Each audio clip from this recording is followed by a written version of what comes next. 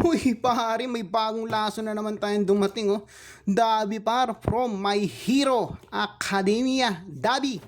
Ito yung brown box niya, mga tol. So, nagtataka kayo, bakit may brown box itong si Dabi? Well, kapag P-Banday release po kasi may mga brown box po talaga yan. And of course, kapag P-Banday, expect natin na medyo may kamahalan. Pero buti itong sa atin is nakuha lang natin for trade. Pero tara, tignan natin ang loob nitong nasa brown box na to, which is eto nga ang sinasabi ko sa inyo na si Dabi. Well, kung bago ka pa lang dito sa channel natin, huwag mo muna kakalimutan na i-click yung follow button at to favorites mo na yan. At syempre, tara, i-unbox na natin to. As you can see mga pare ko, ito yung front box ng ating Dabi. Ano ba pansin nyo dito mga tropa? Grabe, sobrang solid ng kanyang art box. As you can see, meron siyang nakasulat dito na Dabi and SH Figure Arts. And syempre, Bandai Namco, Bandai, and Tamashii Nations. And also the stickers. Grabe, out of the brown box, sobrang nostalgic na ng feeling ng action figure na to. Alam niyo yung aura na parang nagliliyab na din itong aking kaloob-looban. Well, mabalik tayo dito sa kanyang box pare. Ito yung itsura ng kanyang side. And also, ang kanyang back. Ganito naman ang magiging itsura niya. Grabe, sobrang ganda talaga ng art box ng SH Figure Arts. Hindi naman natin maitatanggi yun. Hindi katulad ng Revoltech ngayon na sobrang simple lang. Pero ayun, mabalik tayo dito sa kanyang box ulit. Dito sa kanya naman sa isang side. As you can see, pinapakita dito ang kanyang mga iba-iba't ibang faceplate. And dito naman tayo sa kanyang top of the box. Grabe, sobrang angas nitong Dabi na to. Well, tara, wag na natin patagalin yan, buksan na natin para makita na natin ang kanyang loob.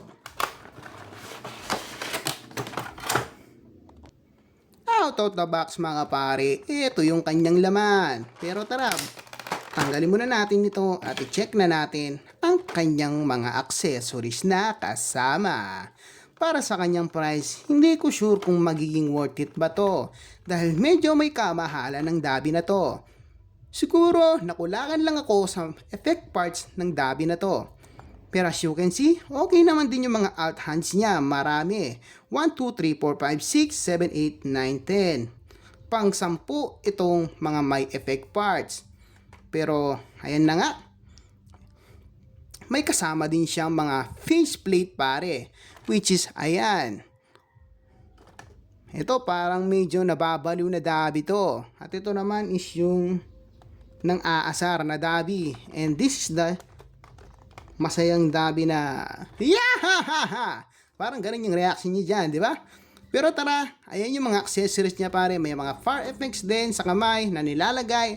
And also, punta na tayo sa mismong figure.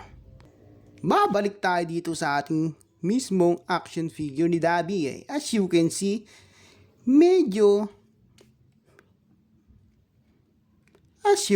pare, sobrang puti ng kanyang damit, no? Dahil, well, final season na kasi to. Expected naman yan. Ang problema lang dito sa sobrang puti na damit na to pare, katulad na lang nakikita ko sa ibang mga mayroon ng Dabi, is naninilaw yung kanyang, ito, yung mismong skirt. Well, common issue yon, pero Bandai, baka naman, di ba? Baka naman pwede nyo maiwasan yung mga ganung bagay. Kasi, men, P-Bandai ito, men. Sobrang mahal nito, tapos, ganun yung magiging issue ng action figure na to. Pero, ito, i-appreciate muna natin ang kanyang overall looks, pare. Look at that details, bro. As you can see, par, sobrang ganda ng details niya, mga tropa. Grabe. Wala na akong masabi dito sa figure na to. Nawawala ako sa karakter ko. Pero mabalik na tayo. Punta na tayo sa kanyang articulation. Well, unahin na natin yung kanyang ulo. Left to right. Okay naman. Naaangat ba? Well, limited, no? Limited yung kanyang pag-angat. And also, nayuyuko. Yes, maganda yung pagkakayuko niya. Dito naman tayo sa kanyang mga kamay. Ayan, naiikot. Meron din siyang bicep swivel. And also, dito naman tayo sa kanyang kamay na medyo nawiwirdohan ako sa kanyang kamay ng slightly, no? Pero ganyan talaga yung pagkakadesign niya. Sa articulation ng kanyang kamay, nagagalaw din niya. Even this, maganda yung range ng kanyang mga kamay para sa dynamic poses ni Dabi. And also, ito yung range ng kanyang medyo limited, no? Medyo limited yung kanyang pose, yung kanyang front range. And the back range is mid. Hindi kagandahan, sakto lang, pero pwede na. As you can see, katulad ng sabi ko kanina, smooth lang yung pang-ikot niya. Ayan. Dito naman tayo sa kanyang ab crunch pare, which is, ayan. Akala ko wala siyang galaw dito pre, pero may galaw pala to, may bitaw. Ayan, nagagalaw yan mga tropa. Dito na tayo sa ab crunch, meron ba? Uy, maganda. Maganda ang kanyang ab crunch mga to, which is a nice thing, no? Kasi favorite na favorite ko yung ab crunch sa mga action figure ko. Dito naman tayo sa kanyang paa, which is, ayan, nalilimitahan dahil dito siya pusyang galang ano to, skirt na to pre, no? Dapat ginawa nyo na lang sanang soft goods Bandai, hindi na kayo natuto. Bandai to, tapos hindi nyo mang ginawang soft goods, no? Pero ganyan yung range ng kaya ng kanyang paa. And also, naggagalaw din yan mga tol. So you can see, medyo malutong-lutong pa, no?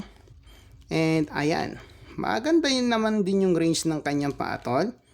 And also, ayan yung boots niya pre, nagagalaw din.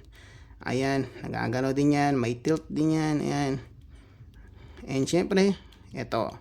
Ayan. So, okay na tayo sa kanyang articulation pa. So, ano masasabi ko dito sa action figure na to? Sulit ba to para sa kanyang price? Well, ang masasabi ko lang, kung fan ka talaga ni Dabi at gusto mo ng mga villain pang kumpleto ng line mo, well, para sa akin, sulit naman siya. Pero, kung hindi mo line yung mga villain sa trip mo lang magkaroon ng Dabi, for me, at sa kanyang price range is, hindi ko siya masyadong marirecommend dahil medyo madami siyang bad quality control issue. Katulad nitong skirt na to na pusyang gala, Bandai, ba't mo pa ginawa to? Hindi naman naangat, no? And also, yung concern ko lang dito is yung puti na ano, wala tayong magagawa. Ganun talaga dun sa ano, no, diba? Sa series ng MHA, puti talaga yun, pre. Pero, grabe, dumihin to eh. Tapos, yun nga, nag-yellow, pre. And also, the accessories nga par na sobrang konti lang ng binigay ni Bandai, no? Grabe. Hindi katulad kay Toga, no? Kay Toga, pre. Ang daming binigay kay Toga, tol. Ang daming accessories ni Toga. And, well, wala tayong magagawa. Pero, overall, solid pa rin naman to. Well, ayun lamang ang ating thoughts sa Dabi na to. Kayo, kukunin nyo ba to? Or you gotta pass on it? Huh? Comment nyo naman yun sa baba. And also, ito yung review natin. Thank you salamat sa mga nanood, ha? Thank you so much for watching, guys. This is Octofix. See you to our next unboxing video. Abangan nyo yung last toy unbox natin, pre. Sobrang mas matindi pa dito, tol. Okay? Bye-bye!